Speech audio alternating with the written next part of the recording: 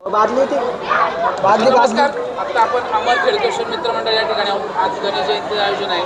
नक्की काय नियोजन आहे, काय सांगाल आपण? आज आमच्या मंडळाचं तर पहिले मी तुम्हाला सांगतो की आमच्या मंडळाचं नाव अमर खडकेश्वर मित्र मंडळ ट्रस्ट असून आमचं मंडळ हे तळेगावातील नामांकित मानाचा 6वा गणपती म्हणून ओळखला जातो. आणि आमच्या परंपरा अशी आहे की आम्ही जवळपास हे 70 वर्षापासून हे मंडळ कार्यरत आहे. आणि आज गणेश सोहळ्यानिमित्त आम्ही तर सर्वजण जमलो असून आज गेली जवळपास 15 ते 20 वर्ष आले की आम्ही हा गणेश जन्म सोहळा करत असतो. आणि या गणेश जन्म सोहळ्यात आम्ही जवळपास 500 ते 800 लोकांचं जेवण वगैरे होम अशा पद्धतीने आमचं मंडळाचा कार्यक्रम असतो, त्याची रूपरेषा असते. साधारण हे मंडळाचं किती वर्ष आहे आणि आपण सुद्धा मंडळाचं जीवन चालू होतोय? मी पहिल्यांदा पण सांगितलं की जवळपास ह्या मंडळाला 70 ते 75 वर्ष पूर्ण होत आलेली आहेत. आणि तोच वारसा आम्ही या तरुण पिढीने जपला आहे आणि त्या पद्धतीने काम पुढे चालू आहे.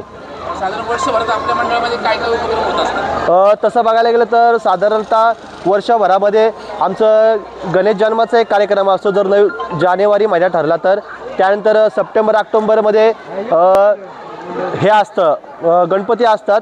मग गणपतीमध्ये आम्ही एक सांस्कृतिक कार्यक्रम, महिलांसाठी कार्यक्रम, भजन कीर्तन अशा पद्धतीने एक 7 दिवसाचा तो आठवडा असतो व सामाजिक उपक्रम राबवले जातात. धन्यवाद.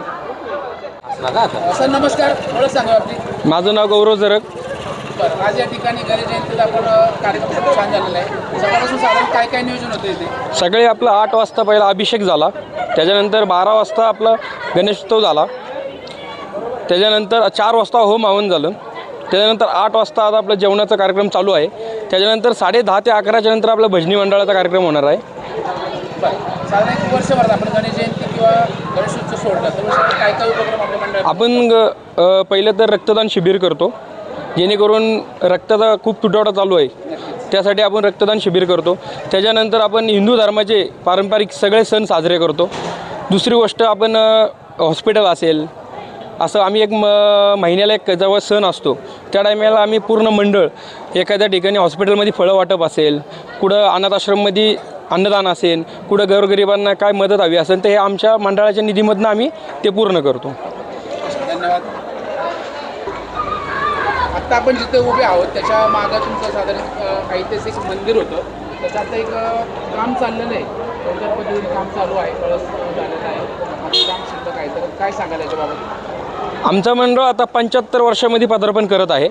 आणि हे जे तुम्ही सांगितलं हे काम चालू आहे ते आमचे लोकप्रिय आमदार सुनील अण्णा शेळके यांच्यामार्फत आम्हाला हे कामाचं जे नियोजन आहे आणि ते मंदिर बांधून देत आहेत, त्याच्याबद्दल आमचं आत्ता काम चालू आहे.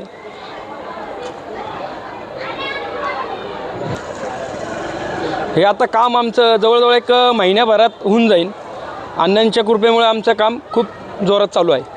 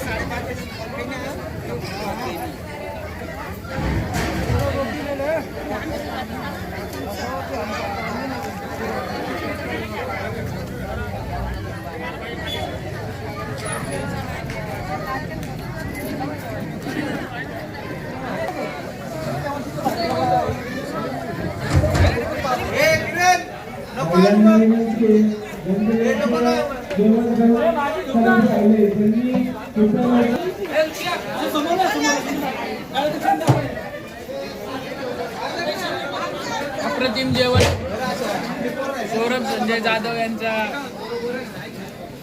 निदर्शनाखाली